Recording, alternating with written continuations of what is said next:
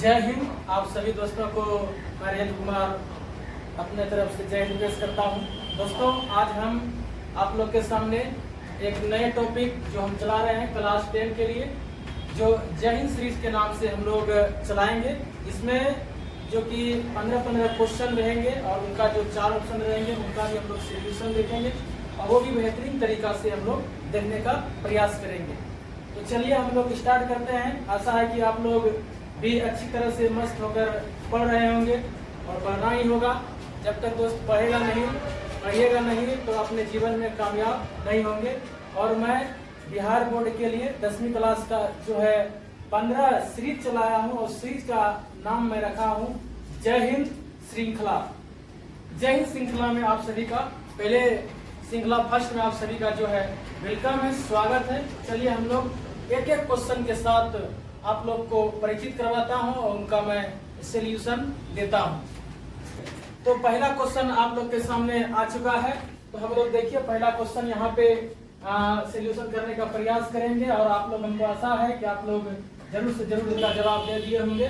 तो देखिए यहाँ पे पहला प्रश्न है, यंग इटली के संस्थापक कौन थे? यंग इटली के संस्थापक कौन थे? तो याद रखिएगा, इटली के एकीकरण में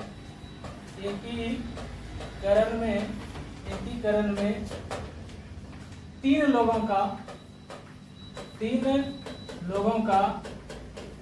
का सर्वश्रेष्ठ योगदान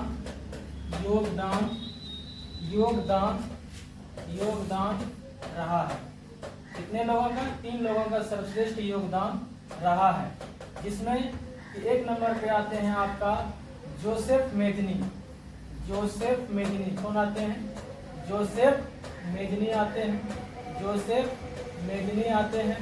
2 नंबर पे आते हैं आपका गैरीबाल्डी आते हैं। और तीसरे नंबर पे जो आते हैं काउंट काबूर आते हैं। कौन आते हैं? काउंट काबूर आते हैं। तो यहाँ पे प्रश्न पूछा है, यंग इटली के संस्थापक कौन है? तो याद रखिएगा, ये जोसेफ मेजनी आते हैं। कौन आते हैं? जोसेफ मेजनी आते हैं। तो चलिए हम लोग अगले क्वेश्चन की बात कर लेते हैं। चलिए, तो नेक्स्ट क्वेश्चन है हमारा और आप लोग का देखिए यहाँ पे दूसरा क्वेश्चन यहाँ पे आप लोग के बीच प्रस्तुत है। रक्त एवं लोह की नीति किसने चलाया था? तो याद रखिएगा दोस्त, रक्त एवं लोह की नीति जो चलाने वाले जो व्यक्ति थे वो थे बिस्मार्क साहब। कौन थे? बिस्मार्क साहब थे, जिन्होंने लोह एवं रक्त की नीति चलाया था। तो याद रखिएगा, यहाँ पे जो हिटलर ने जर्मनी के एकीकरण में अहम योगदान दिया और अभी ये जोसेफ मेजनी और गैरीबाल्डी जो साहब थे, इन्होंने इटली के एकीकरण में अपना महत्वपूर्ण योगदान दिया था। तो आप लोग का जो यहाँ पे आंसर हो जाएगा इसका कि लोह एवं रक्त की नीति किसने चलाया था? तो आपके आंसर हो जाएगा इसका हो जाएगा बिस्मार्क हो जाएगा। क्या हो जाएगा? बिस्मार्क हो जाएगा। तो चलिए हम लोग अगले क्वेश्चन की ओर लेकर चलते हैं। हाँ देखिए, बहुत ही अच्छा क्वेश्चन यहाँ पे आप लोग के बीच आया है। यहाँ पे क्वेश्चन है कि जलियांवाला बाग हत्याकांड कब हुआ था? तो याद रखिएगा, जलियांवाला बाग हत्याकांड कब हुआ था? तो आप लोग याद रखिएगा कि जो है जलियांवाला बाग हत्याकांड जो हुआ था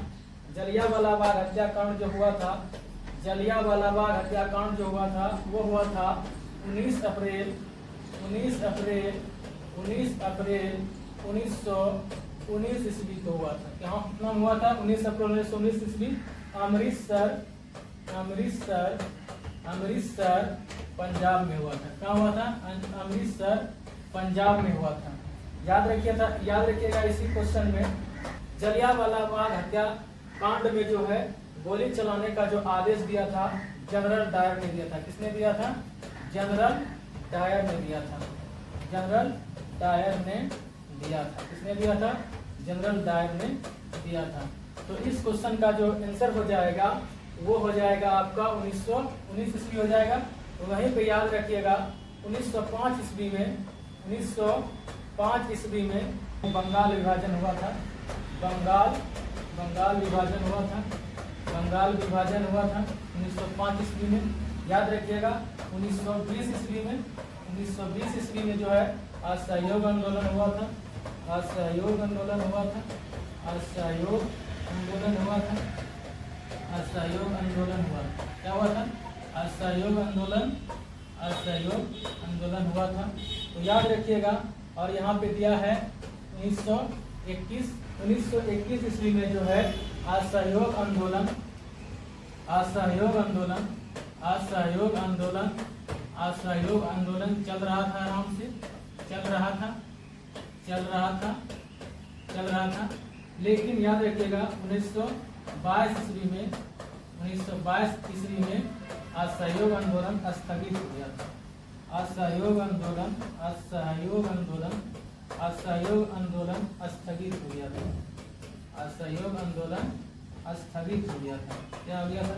स्थगित हो गया था, स्थगित हो गया था। इतना बातें को हम लोग जानेंगे एक क्वेश्चन के लिए। तो इसका आंसर क्या हो जाएंगे 1919। तो चलिए हम लोग नेक्स्ट क्वेश्चन की ओर बढ़ते हैं। यहाँ पे चौथा क्वेश्चन में कहता है कागज का आविष्कार किस देश में हुआ है? तो याद रखिएगा दोस्त, इनका सही आंसर हो जाएगा चीन। इनका सही आंसर हो जाएगा चीन। याद रखिएगा वहीं पे कागज का तो आविष्कार चीन देश में हुआ है। लेकिन अगर कहेगा कि संविधान का जननी देश, संविधान, संविधान, संविधान का जननी देश, जननी देश, जननी देश, तो याद रखिएगा इसका सही आंसर जो हो जाएगा वो ब्रिटेन हो जाएगा। कहाँ हो जाएगा? ब्रिटेन हो जाएगा। तो वहीं पे अगर हम लोग बात करते हैं भारत का, दुनिया का सबसे बड़ा लिखित संविधान,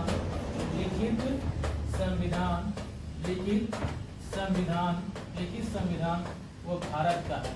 किसका है? वो भारत का है।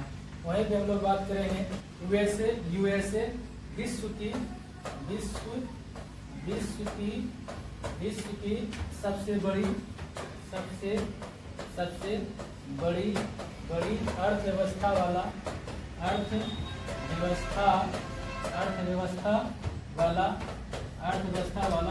देश है। विश्व की सबसे बड़ी अर्थव्यवस्था वाला देश है। तो याद रखिएगा इस तरह से कागज का आविष्कार कहाँ हुआ था? ये चाइना में हुआ था। हम लोग अगला क्वेश्चन अब देख लेते हैं। क्वेश्चन नंबर 5 देखिए है, बहुत ही अच्छा क्वेश्चन है।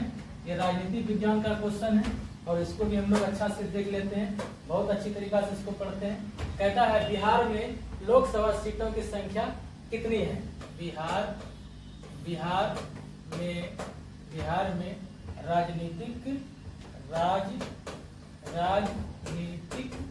राजनीतिक परिदृश्य, याद रखिएगा राजनीतिक परिदृश्य। यहाँ पे हम लिखते हैं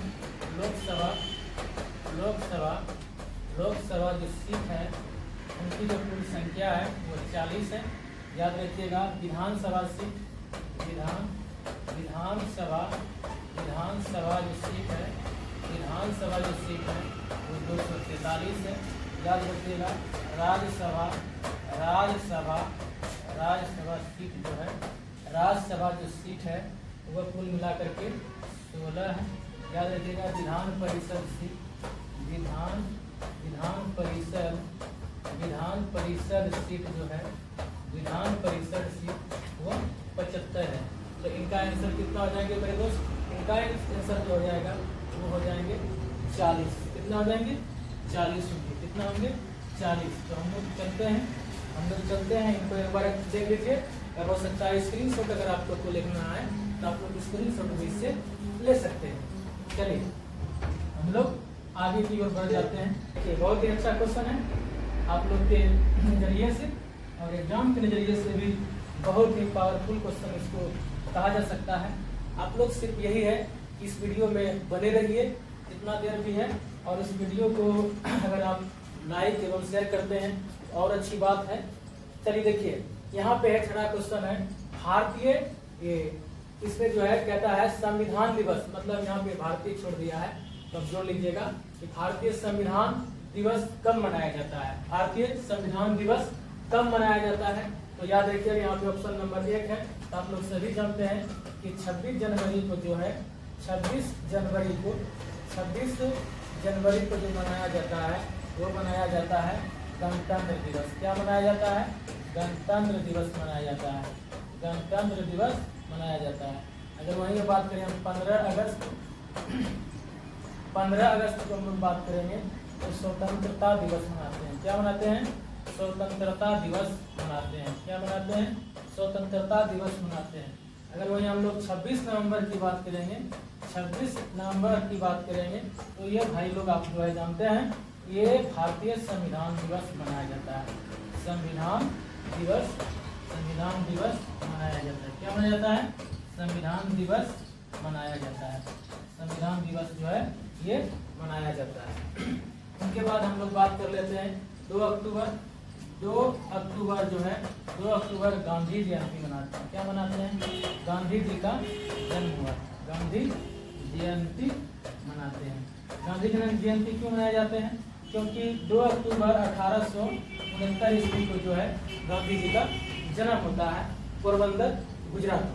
तो चलिए हम लोग नेक्स्ट क्वेश्चन देख लेते हैं। भारत में पंचायती राज की स्थापना सर्वप्रथम किस राज्य में हुआ था? तो याद रखिएगा, पंचायती राज का जो स्थापना जो श्रेय जाता है वो महात्मा गांधी को जाता है, क्योंकि महात्मा गांधी का ही एक विचार था कि देखिए अगर राजनीतिक लाभ पहुंचना है तो समाज के प्रत्येक अंतिम पंक्ति के लोगों के पास पहुंचे। तो यहाँ पे महात्मा गांधी का जो है समरस विकास के तहत जो है इन्होंने पंचायती राज स्थापना किया था।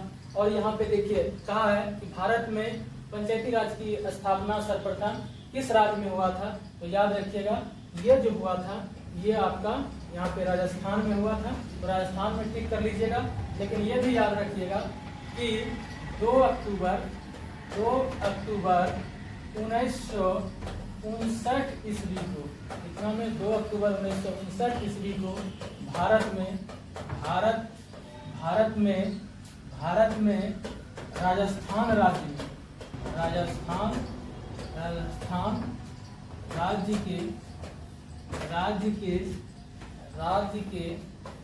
राज्य के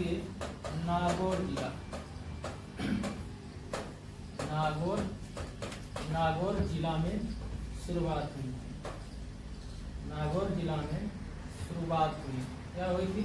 नागौर जिला में शुरुआत हुई थी।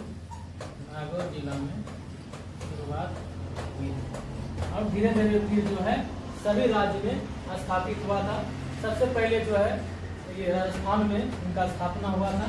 चलिए हम लोग अगला क्वेश्चन की ओर बढ़ते हैं। क्वेश्चन नंबर 8 एकदम शानदार क्वेश्चन है। कहता है यहाँ पे भारतीय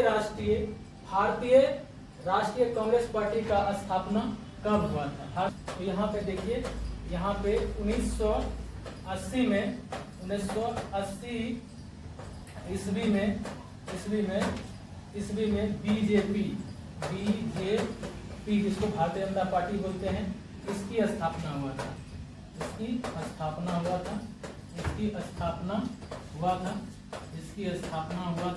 वहीं पे अगर हम लोग बात कर लेते हैं कि 1885 ईस्वी में ये हुआ था भारतीय राष्ट्रीय कांग्रेस पार्टी का स्थापना।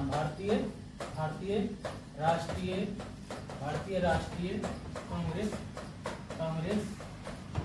पार्टी का स्थापना हुआ था। भारतीय राष्ट्रीय कांग्रेस पार्टी का स्थापना हुआ था। अगर हम लोग वही बात कर लेते हैं 1997 ईस्वी में जो है ये हुआ था राष्ट्रीय जनता दल, जिसको कि आरजेडी, बिहार में लोग इसको आरजेडी पार्टी बोलते हैं। इसकी स्थापना हुआ था। अगर हम लोग बात कर लेते हैं 1999 में जो स्थापना हुआ था वो जेडीयू पार्टी का जो है स्थापना हुआ था। याद रखिएगा, जेडीयू पार्टी के जो संस्थापक थे वो माननीय नीतीश कुमार थे, और आरजेडी पार्टी के जो संस्थापक थे वो थे श्री लालू प्रसाद यादव। चलिए हम लोग अगला क्वेश्चन देख लेते हैं। अगला क्वेश्चन नंबर आ जाएगा आपका, नवा क्वेश्चन आ जाएगा। और नवा क्वेश्चन भी बहुत ही अच्छा शानदार है। नवा क्वेश्चन को भी देखिए। यहाँ पे कहता है योजना आयोग के अध्यक्ष कौन होते हैं? याद रखिएगा, योजना आयोग के जो अध्यक्ष है वो प्रधानमंत्री होते हैं। योजना आयोग के जो अध्यक्ष होते हैं वो प्रधानमंत्री होते हैं। योजना आयोग का स्थापना जो हुआ था, वो हुआ था 1950 ईस्वी में। 1950 ईस्वी में हुआ था तथा इस योजना की समाप्ति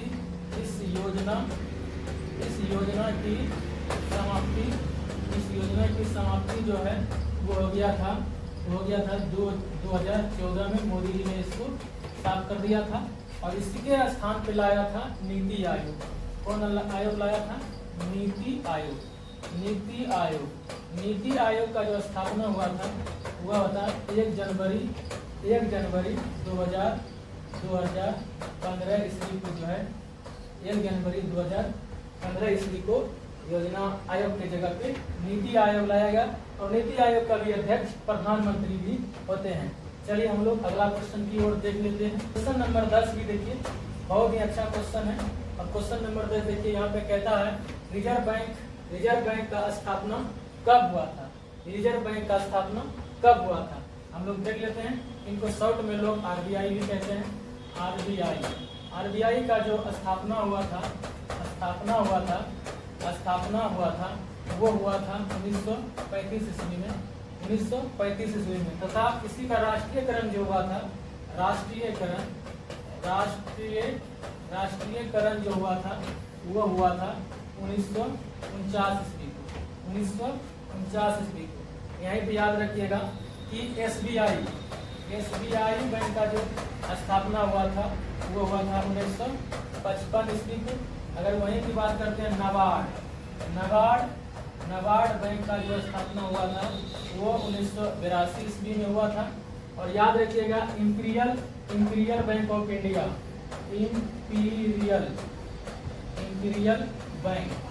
इंपीरियल बैंक का जो स्थापना हुआ था वो हुआ था 1921। यही बैंक जो है फिर SBI में तब्दील हुआ 1955 ईस्वी को। और याद रखिएगा ये सारे के सारे बैंक का जो मुख्यालय है वो मुंबई में है। कहाँ है? सारे के सारे बैंक का जो मुख्यालय है वह मुंबई में है। कहाँ है? मुंबई में।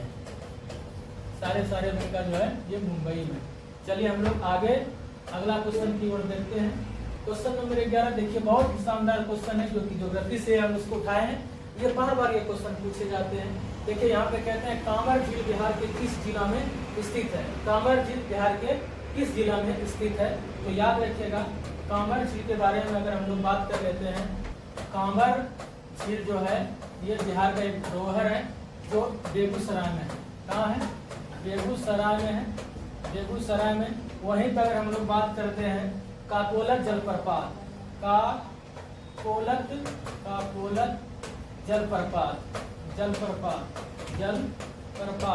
इनकी बात हम लोग करेंगे। ये बिहार के नवादा जिला में है। कहाँ है? नवादा जिला में है। और आप लोग सही जानते हैं गया में जो है बुद्ध भगवान को ज्ञान की प्राप्ति हुआ था। महर्षि बुद्ध को जो है ज्ञान की प्राप्ति हुआ था, ज्ञान मिला था गया में। ठीक है, ज्ञान मिला था गया में। और याद रखिएगा पटना तो सभी जानते हैं।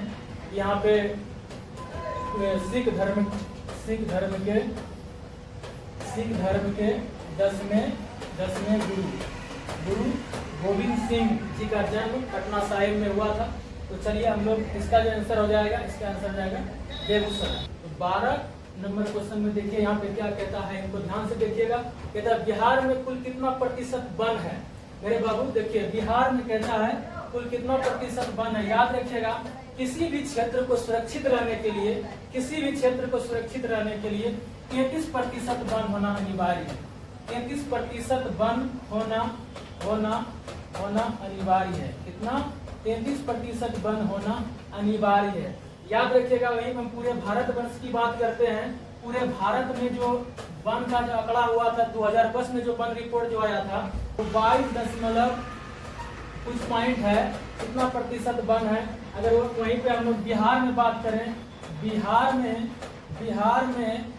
बात करें, बिहार में 1% प्रतिशत की अगर हम लोग बात कर लेते हैं, बिहार में 1% की बात करते हैं तो बहुत ज़्यादा नहीं है, वो लगभग 7% से थोड़ा ऊपर है, थोड़ा ऊपर है। तो इसका आंसर क्या हो जाएगा? 7%। कितना हो जाएगा? 7%। लेकिन वहीं अगर हम बात, अगर क्वेश्चन आ जाए कि अनिवार्य रूप से किसी भी क्षेत्र को कितना वन चाहिए, तो भाई 33% वन चाहिए। चलिए हम लोग अगला क्वेश्चन देख लेते हैं। Question number 13। वाह, शानदार क्वेश्चन है ये भी गजब का क्वेश्चन यहाँ पे जो सेट किए हैं, बहुत ही अच्छा क्वेश्चन सेट किए हैं। तो चलिए देखते हैं हम लोग इस क्वेश्चन का आंसर क्या हो सकता है। आप लोग तो इसका आंसर दे दिए होंगे। कहता है चिपको आंदोलन किस क्षेत्र से संबंधित है? चिपको आंदोलन किस क्षेत्र से संबंधित है? आप लोग भी जानते हैं चिपको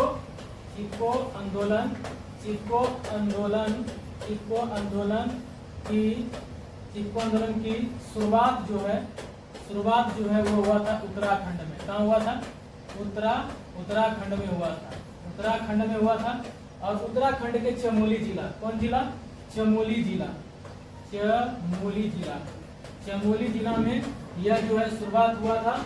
जिनके जो डायरेक्टर थे वो थे सुंदरलाल